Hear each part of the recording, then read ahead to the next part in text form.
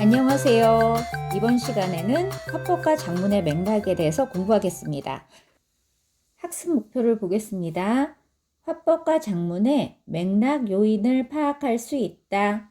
화법과 작문에서 맥락 고려의 중요성을 이해할 수 있다. 라고 나와 있습니다. 그 옆에 이 단원을 학습하기 전에 가보면 대화를 하거나 글을 쓸 때 소통이 제대로 이루어지지 않았던 경험이 있는지 말해보자. 여러분, 이런 말 들어보신 적이 있어요? 맥락 없다. 언제 사용하나요? 이야기가 흘러가다가 좀 뭔가 뜬금없거나 아니면 뭔가 좀 상황에 맞지 않거나 그럴 때 쓰지 않나요? 일단 여기 학습하기 전에 문제를 한번 볼게요. 대화를 하거나 글을 쓸 때 소통이 제대로 이루어지지 않았던 경험이 있는지 말해보자. 그러니까 그럴 때를 물어보는 것 같아요. 약간 맥락 없을 때. 그래서 하나 예를 들면 이런 거 있잖아요. 우리나라 사람들 특징이 이렇게 인사말로 하는 거 있죠. 식사하셨어요? 어디 가세요? 뭐 이런 거 있죠. 선생님들도 수업이나 이럴 때 지나다니면서 만나잖아요. 그럴 때 이제 눈인사 하면서 뭐 쓱 지나면서 뭐 식사하셨어요? 내지는 어디 가시는 거예요? 뭐 어디 가세요? 이렇게 인사를 하거든요. 그렇죠? 그러면은 대부분 어떻게 지나가세요? 그게 인사말이구나. 그러고 예. 그러면서 가요. 근데 그냥 인사말로 식사하셨어요? 이랬는데 갑자기 나를 딱 잡더니 내가 뭐 이런 일들로 너무 바빠가지고 밥을 못 먹었다. 왜 물어봤냐? 같이 갈래? 뭐 이러면 제가 얼마나 당황스럽겠어요. 그렇죠? 그리고 이렇게 쓱 지나가시니까 가시니까 뭐 어디 가세요? 이렇게 인사했는데 갑자기 나를 딱 또 잡더니 막 내가 누구누구를 만나러 가는데 되게 괜찮을 것 같다. 너도 함께 갈래? 이러면 또 제가 너무 당황스럽겠죠. 그런 거, 이게 뭐가 문제였던 거예요? 무슨 맥락이 없었던 거예요? 이거죠. 나는 그냥 인사말로 한 얘기인데 상대방이 내가 무슨 정보를 요구한다 생각을 해서 또 친절하게 말씀을 하셨을 경우잖아요. 그럴 때 뭔가 이렇게 의사소통이 안 되는 거죠.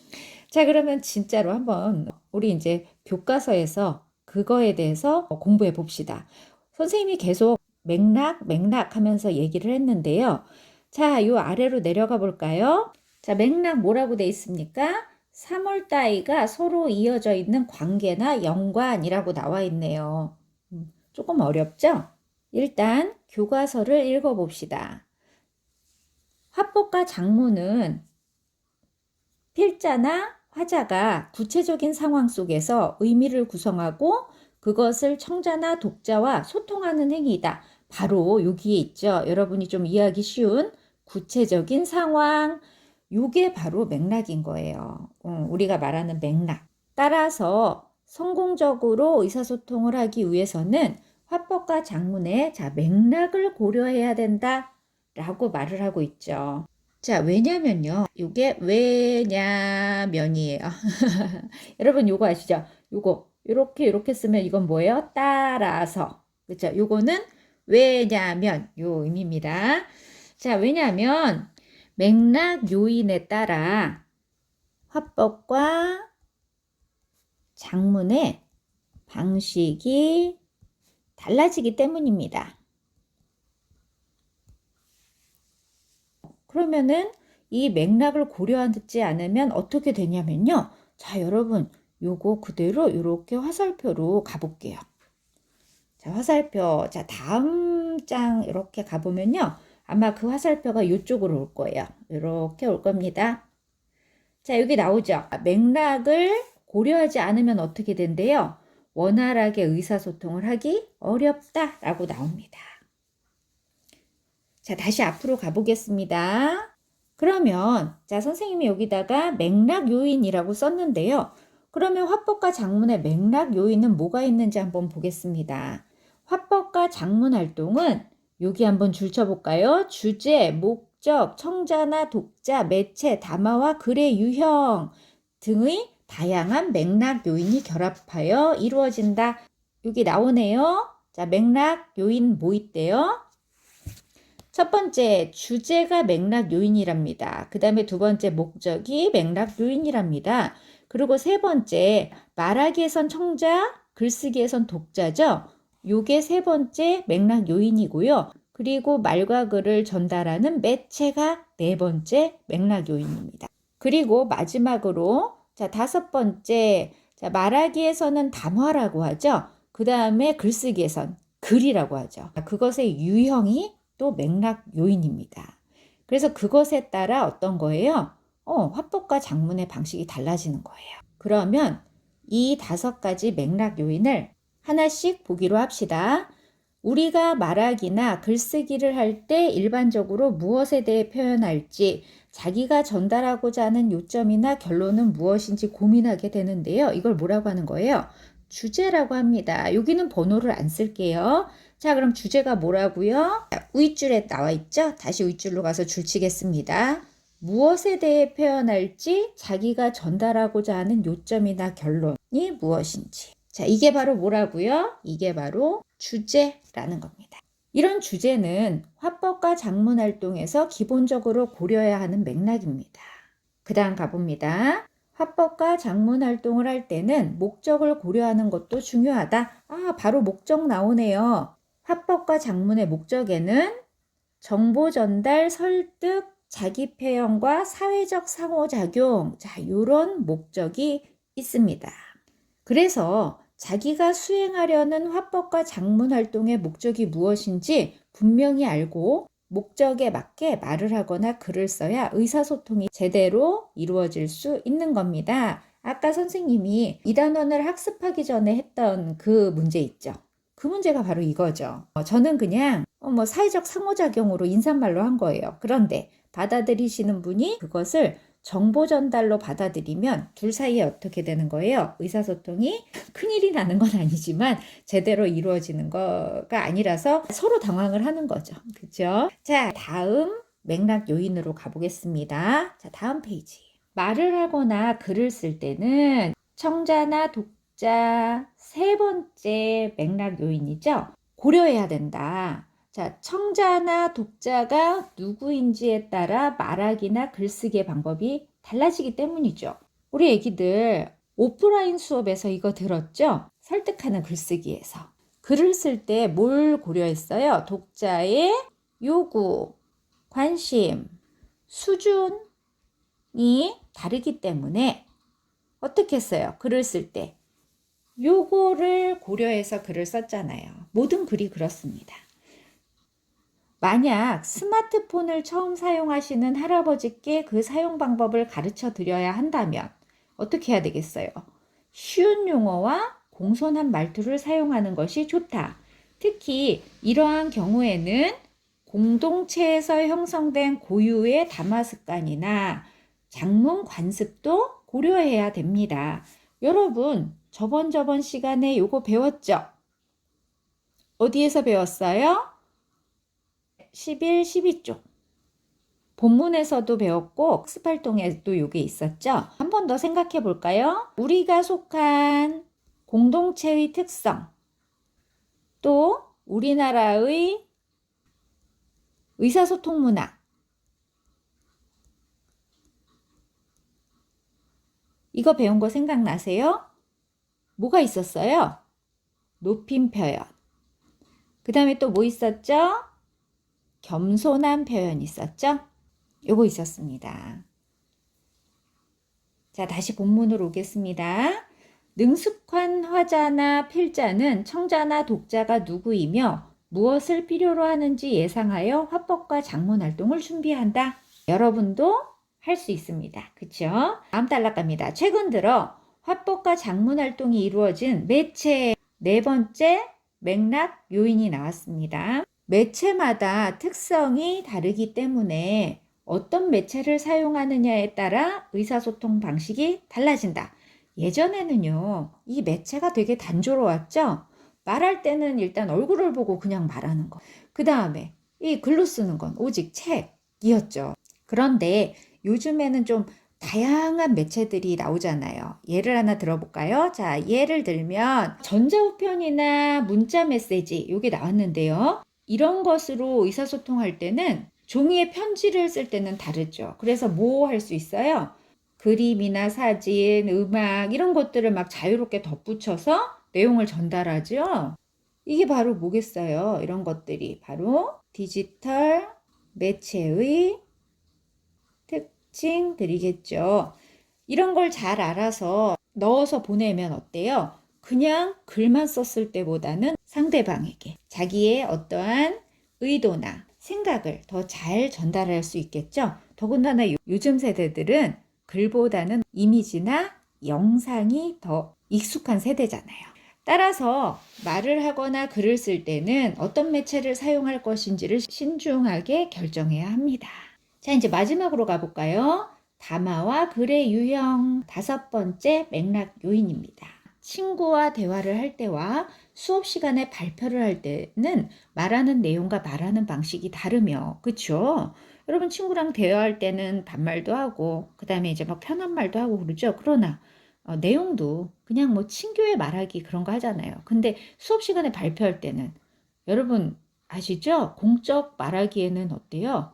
존댓말을 쓰셔야 돼요. 가끔 발표를 시킬 때 친구들 앞이기도 하고 또 쑥스럽기도 하고 그러니까 얘들아 뭐 알지? 뭐 이렇게 반말을 하시는 학생들이 있는데 그거는 옳지 않은 발표 태도입니다. 공적인 말하기, 발표라든가 뭔가 자기 의견을 낼 때는 아무리 친구들이라도 꼭 존댓말을 쓰셔야 해요. 그 다음에 자 수필을 쓸 때와 논설문을 쓸 때 역시 내용의 구조나 문장 표현 방식이 다르죠. 그렇죠? 여러분 문학 시간에 이제 갈래라는 걸 배웠을 거예요. 시, 소설, 수필, 희곡 어때요? 구조가 다르죠? 그래서 여러분 구조를 보고 이 문학 갈래가 뭔지 아시는 거잖아요. 그리고 그 갈래에 맞는 내용으로 그 문학 작품을 생성하는 거잖아요. 그리고 논설문, 설명문 이런 건 또 다르죠. 주로 내용이 정보 전달이라든가 설득하는 글쓰기를 하죠. 그리고 어때요? 구조도 뭐 서론, 본론, 결론이라든가 머릿말, 본문, 맺은말 뭐 이런 식으로 바뀌죠. 그리고 표현 방식도 다르죠. 문학 작품은 비유법이나 이런 걸 많이 쓰지만 논설문은 뭐 정의나 예시나 이런 거 많이 쓰잖아요. 그쵸? 밑줄 치고 가볼까요? 자, 내용, 방식 다르다. 내용의 구조, 문장 표현 방식 다르다. 이런 거. 이처럼 화법과 작문 활동을 할 때는 보세요. 담화나 글의 유형에 따라 내용을 조직하고 표현하는 방식이 달라질 수 있다. 이렇게 말을 하고 있습니다. 그 다음 넘어갈게요. 그러면 화법과 작문 활동에서 맥락 고려를 하는 게 왜 중요하냐? 요거죠. 자, 말하기나 글쓰기는 모두 아까도 말했듯이 그 구체적인 맥락 안에서 이루어지는 활동이잖아요. 그래서 맥락을 고려하지 않으면 원활하게 의사소통을 하기 어렵습니다. 그 뒤에 보면 동일한 사람에게 말을 하더라도 자, 목적이 달라질 때 예를 들었죠. 정보 전달이냐 사회적 상호작용이냐에 따라 이제 달라지는 거잖아요. 내용이. 또 그 다음에는 무슨 예를 들었나요? 주제는 같아요. 그런데 독자나 청자가 달라질 경우죠. 그렇죠? 이럴 때도 뭐가 달라진대요? 내용도 달라지고 그 다음에 표현도 달라진다. 이렇게 말을 하는 거죠. 독자의 관심이나 수준을 고려하지 않으면 또 어때요? 관심이 없는 건 일단 흥미없죠. 수준이 너무 쉬우면 시시하죠. 그래서 여러분 잘 안 들어요. 그런데 또 너무 어려우면 들어도 몰라요. 그렇다면 원활한 의사소통을 기대하기 어렵겠죠. 이와 같이 말하기나 글쓰기의 내용과 표현 방식은 자, 맥락 요인에 따라 달라져요. 따라서 화법과 작문 활동을 할 때는 어떻게 해야 된다고요? 다양한 맥락 요인을 고려해서 말을 하거나 글을 써야 합니다. 옆에 요거 주제, 목적, 독자, 매체, 글의 유형 이게 뭐였어요, 여러분? 요게 바로 맥락 요인이었죠. 자, 이 여학생이 지금 뭘 하는 것 같아요? 뭔가 글을 쓰려고 하는 것 같아요. 그래서 이 여학생은 지금 뭘 고려하고 있는 거예요? 맥락 요인인 주제, 목적, 그 다음에 글이니까 여기는 독자, 그 다음에 매체, 그 다음에 글의 유형, 요거를 고려하고 있는 거죠. 이런 맥락 요인을. 다음 장으로 넘어가겠습니다. 지금까지 배운 걸 바탕으로 학습 활동을 해보겠습니다. 활동 1. 가는 어떤 글이래요? 알리는 방송이래요. 그 다음에 나는 블로그 글이랍니다. 가와 나를 읽고 화법과 작문의 맥락에 대해서 알아보는 거예요. 그렇다면 우리가 배운 맥락 요인을 파악해야 되겠죠? 그 맥락 요인에 따라 내용과 표현이 어떻게 달라지는지 알아보는 활동을 하겠습니다. 첫 번째, 학교 방송입니다. 내일 점심시간 방송 때 국제청소년 영화제에 대해 얘기를 해야겠어. 우리 학교 친구들이 다양한 나라의 청소년 영화를 즐기고 이것을 참고해서 교내 영화제를 준비할 수 있도록 여러 가지 정보를 알려줘야지 라고 말을 하고 있네요. 여기서 나온 것은 매체가 나왔네요. 매체가 나왔고 그 다음에 뭐가 나왔나요? 정보를 알려줘야지 목적이 나왔습니다. 정보를 알려주는 글이니까 글의 종류는 뭘까요? 설명이죠. 글의 유형.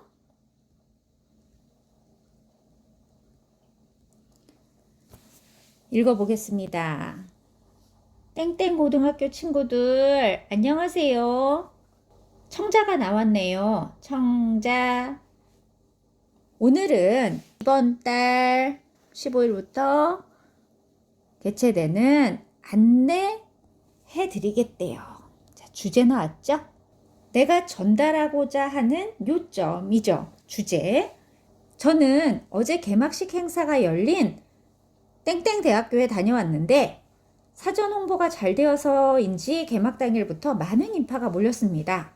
전 세계 35개국 130편의 영화를 상영하는 이번 국제 청소년 영화제에는 다양한 행사가 준비되었습니다. 그 중에서도 청소년을 위한 영화와 영화 읽어주기 행사가 많은 사람들에게 주목을 받고 있습니다. 첫 번째 단락에서는 뭐에 대해서 말하고 있나요? 국제 청소년 영화제에 대해서 얘기를 하고 있네요.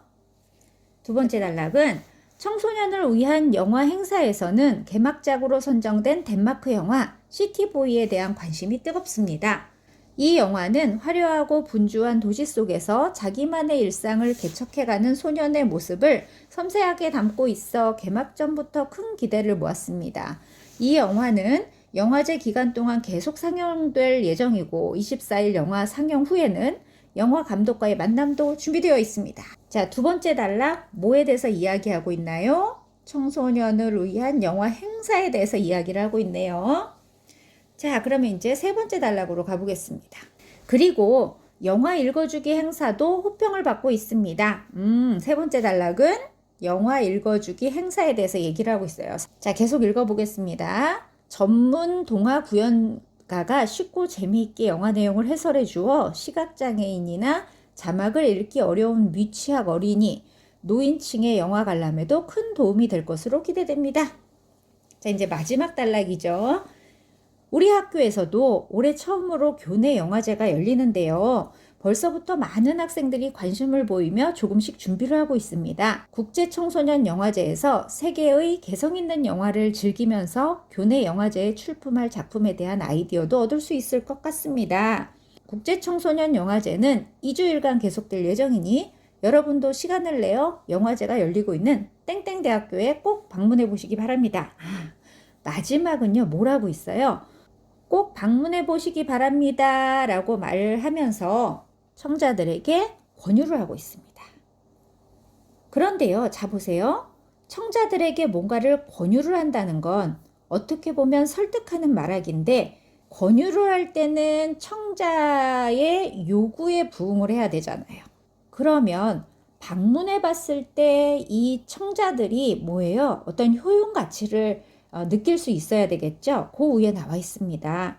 세계의 개성 있는 영화를 즐기면서 교내 영화제에 출품할 작품에 대한 아이디어도 얻을 수 있을 것 같습니다. 이게 바로 효용 가치겠죠. 이런 효용 가치를 말하면서 독자들에게 방문 권유를 하고 있습니다. 그러면 글에서 맥락 요인을 파악해 보겠습니다. 첫 번째, 주제 나와 있어요. 그쵸? 그 다음에 두 번째는 뭐였죠? 맥락 요인 두 번째, 목적 나와 있습니다. 그 다음에 세 번째, 청자 나와 있고요. 그 다음에 네 번째, 매체 나와 있네요. 자, 5번째, 글의 유형 나와 있습니다. 자, 맥락 요인을 파악해 봤습니다. 다음 장으로 넘어가겠습니다. 요거는 뭐였죠? 영화제에 다녀와서 블로그에 쓴 글이었어요. 어제 정말 가보고 싶었던 국제청소년 영화제에 다녀왔다. 여기서는 이제 개막식 얘기를 하네요. 개막식은 땡땡대학교에서 했는데 학교가 정말 멋있어서 깜짝 놀랐다. 개막식 행사는 여러 배우들과 영화 감독들의 인사로 시작되었다. 그런데 내가 좋아하는 배우를 보지 못해서 아쉬웠다. 그 다음 순서는 며칠 전에 신곡을 발표한 아이돌의 공연을 보다 보니 스트레스가 싹 날아가는 기분. 이게 얼마만의 문화생활이냐. 공연이 끝나고 쉬는 시간에 영화제 사진 촬영 구역에서 기념사진도 찍었다. 드디어 개막작인 시티보이가 상영되었다. 자, 개막작 얘기해주고 있네요. 개막작 상영에 대해서 얘기를 합니다. 덴마크 영화는 처음 봤는데 한국 영화는 확실히 다른 느낌이었다. 영화가 끝나고 집에 가려는데 사람들이 몰려있는 게 보였다. 그래서 가보니 세상에 감독 사인회 두둥. 오래오래 기다려서 감독님과 같이 사진도 찍고 사인도 받았다. 영화제는 29일까지 한다는데 이번 주말에 영화 보러 또 가고 싶다. 자, 요 글은 앞에 글과 어때요? 뭔가 다르죠? 자, 뭐가 다른가 봅시다. 앞에 글은 정보를 알려주는 설명문이었어요. 근데 이 글은 어때요? 그 영화제에 다녀와서 블로그에 쓴 개인적인 감상문입니다. 그래서 표현을 보면요. 대부분 뭐예요? 다녀왔다, 놀랐다, 되었다, 아쉬웠다, 찍었다, 되었다, 얻다, 였다, 앗다. 그리고 또 뭐 있어요? 어제 이런 말이 있죠. 자, 특징을 정리해 보자면 어제라는 시간부사를 쓰고 있네요. 그리고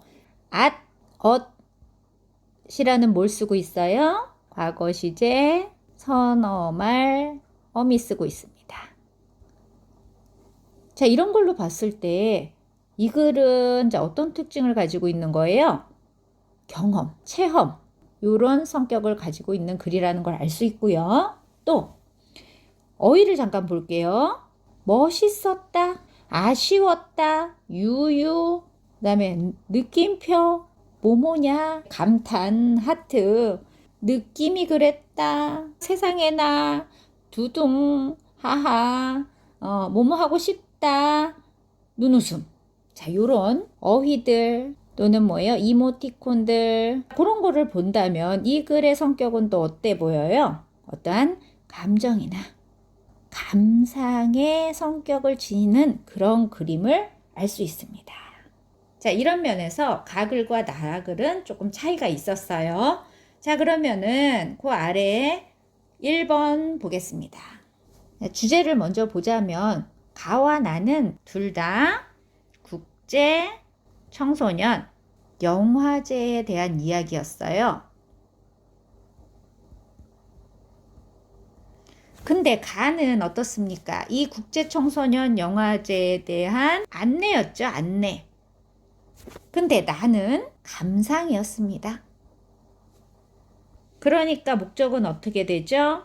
가는 정보를 전달하는 거고, 나는 감상을 표현하는 게 됩니다. 그리고 매체를 먼저 보면, 자, 매체, 가는 뭐였어요? 교내 방송이었죠?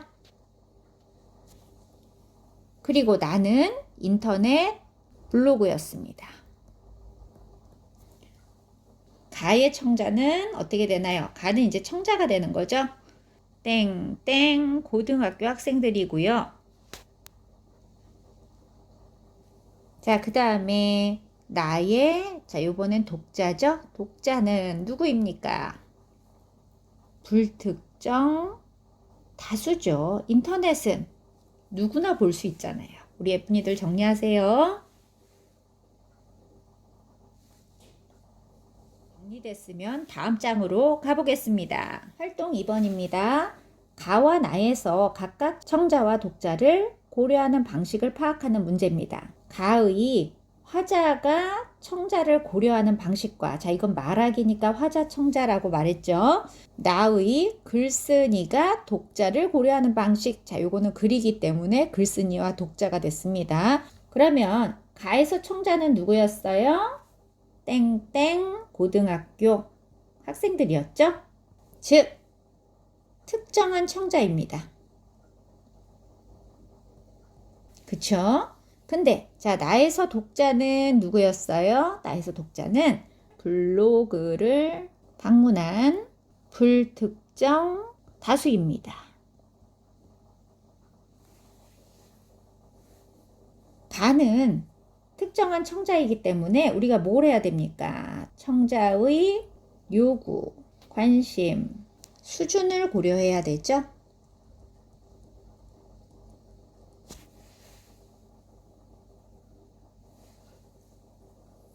요게 가와 나의 차이점입니다.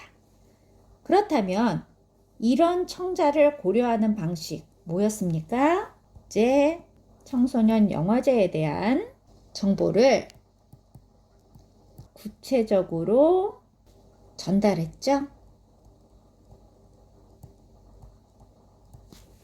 마지막에 청자의 어떤 관심과 요거를 또 고려해서 방문 권유를 하고 있잖아요. 이에 비해서 독자가 불특정 다수인 나 글은 어떻습니까? 국제 청소년 영화제를 관람한 경험과 개인적인 감상을 표현하고 있습니다.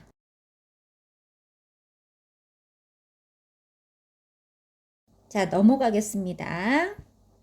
두 번째, 앞의 활동 1과 같은 차이가 나타나는 이유가 무엇인지 써보자인데요. 이건 뭐 계속 청자와 독자에 대한 얘기죠. 가에서는 청자가 누구였어요? 땡땡 고등학교의 학생들, 즉 특정한 청자였어요. 그리고 나에서는요, 블로그를 방문한 불특정 다수였습니다. 자, 이게 바로 차이가 나타나는 이유입니다. 정리해 드리겠습니다. 청자나 독자가 누구인지에 따라 뭐가 다르다고요? 요구, 관심, 수준이 다르죠?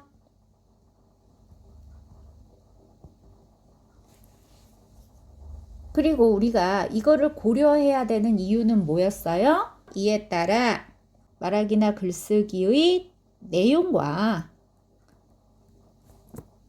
표현 방식이 달라지죠? 자, 이겁니다.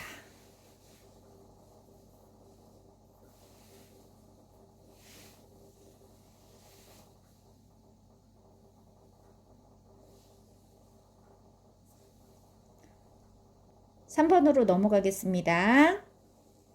앞의 활동 1, 2를 바탕으로 말을 하거나 글을 쓸 때 맥락을 고려하는 것이 중요한 이유를 말해보자.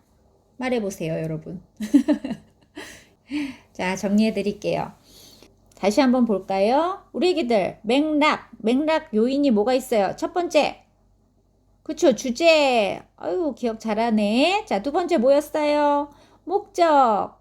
아유, 우리 똑똑이들. 자, 세 번째 뭐였어요? 청자나 독자. 자, 네 번째 뭐였습니까? 매체. 아유, 우리 애기들 천재 났네. 자, 다섯 번째 뭐였어요? 다섯 번째, 담화나 글의 유형이었죠. 복습을 한번 해봤고, 이런 것들을 고려하는 게 중요한 이유가 뭔 것 같아요? 계속 말하고 있죠. 자, 화법과 작문 활동의 내용과 표현 방식은 위에서 말한 맥락, 요인에 따라 달라진다고요. 따라서 원활하게 의사소통하기 위해서는 맥락을 고려해서 말을 하거나 글을 써야 합니다. 그래서 중요한 거예요.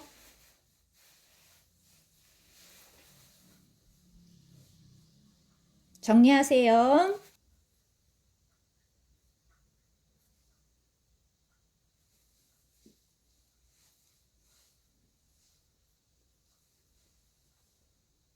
넘어가겠습니다. 다음 활동 2를 보겠습니다. 화법과 작문 활동을 할 때 맥락을 잘 고려할 수 있도록 언어 처방전을 작성해 보재요. 맥락을 고려하지 않아서 의사소통에 문제가 생겼던 경험을 얘기해 보는 거예요. 막 여러분한테 다 얘기를 듣고 싶지만 뭐 갑자기 또 막 말하라 그러면 또 안 나오는 게 그쵸? 좀 생각할 시간을 줘야죠. 그러니까 여러분 생각하고 여기다 한번 써 보세요. 여러분의 이해를 위해 자습서 친구의 경험도 소개해 드릴게요. 자, 자습서 친구는 이렇게 말하고 있어요. 나는 이런 경험이 있어. 자, 어떤 경험이 있는지 봅시다. 우리 자습서 친구 말해주세요.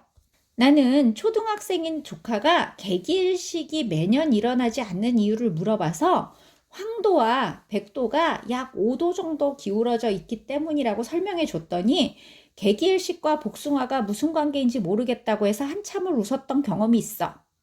황도는 요거래요. 자, 백도는 요거래요. 근데 이 자습서 친구가 가로를 안 말해줬겠죠?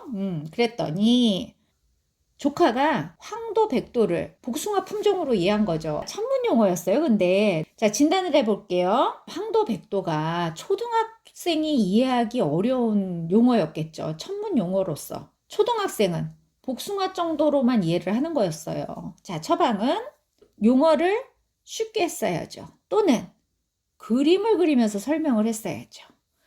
또는 모형까지 만들어서 자, 어쨌든 이렇게 설명할 수도 있다라고 했죠. 그쵸?